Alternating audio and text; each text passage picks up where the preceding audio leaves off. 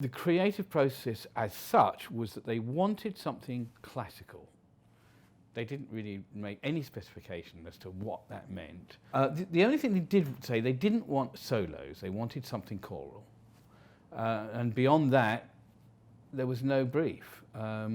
So I put together a whole load of choral music on the tape and sent them off and said, well, look, does any of this appeal?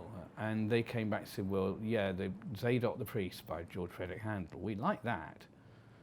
That made it possible for me to get some idea of what sort of genre we were talking about. And so I stole a bit of it. It's just the...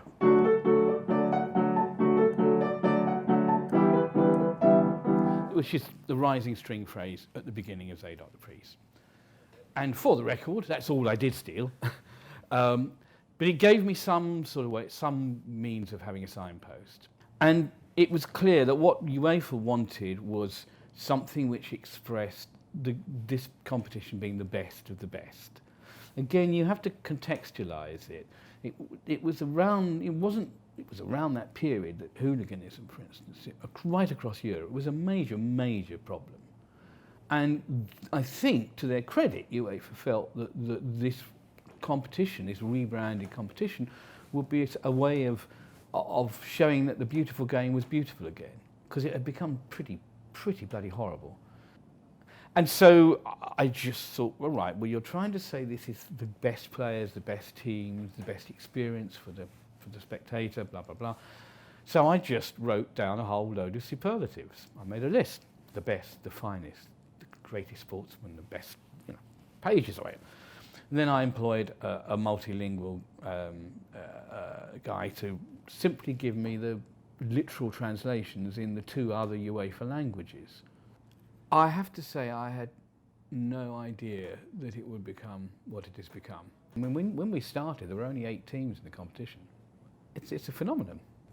Oh, I mean, the Ronaldo thing was particularly lovely. I mean, the thing is, it's a hook, isn't it?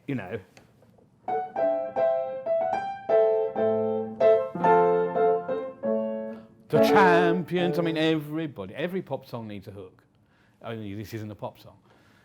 But seeing Ronaldo chuntering away some years back, it did make me laugh. In fact, I had a very funny experience. I lived up in Norfolk part of the time, and I went into my local newsagents, and the young man said to me, oh, Mr. Britten, you've gone viral.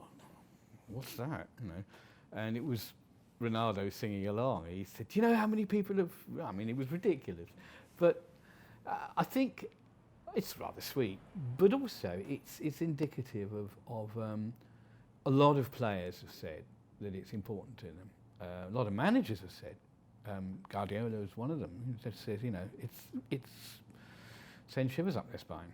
Certainly, I think it was 2001 in San Siro. It was, I believe, Valencia and Bayern Munich. And we decided to make an operatic theme, it being in Milano. And we got the choir of La Scala Milan, the chorus of La Scala Milan, to sing the anthem live. And they start speaking. We've only got half a bar of music to get the choir in. I didn't hear it. The sound of 80,000 fans baying in San Siro, which is like that, I have never heard anything like it in my life. Yeah, it's been gratifying that people have, that it means something to people. Fans seem to like the music, and it's very gratifying that it means something to them. I mean, not all of them do. I don't know whether the Man City fans still boo it, but they certainly did. But I think that's really to do with the fact that they were grumpy with UEFA about that whole player salary stuff. I don't think it's actually anything to do with the music. I think it's to do with it being a very useful stick to beat UEFA with. If they are still doing it now, they should shut up and just enjoy the fact that they're probably the best team in the world, and they're certainly the richest, so they probably should just sit back and enjoy it, I think.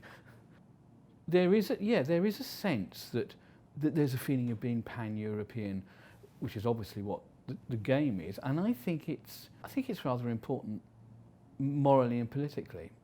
Now, you could say, but Man United fans or Liverpool fans, they don't care about anything other than Liverpool. I'm not sure that that's actually true. I think of course, fans are very addicted to their club. That's the whole point. But I think the process of playing in Europe is really healthy. I sincerely hope that whatever happens with this dreadful Brexit, that won't change, because it's wonderful when you see fans from different countries coming together. Very often, certainly at the final, if you like, a neutral country. I mean, what could be nicer than that? It's like the Olympic spirit, but in soccer terms.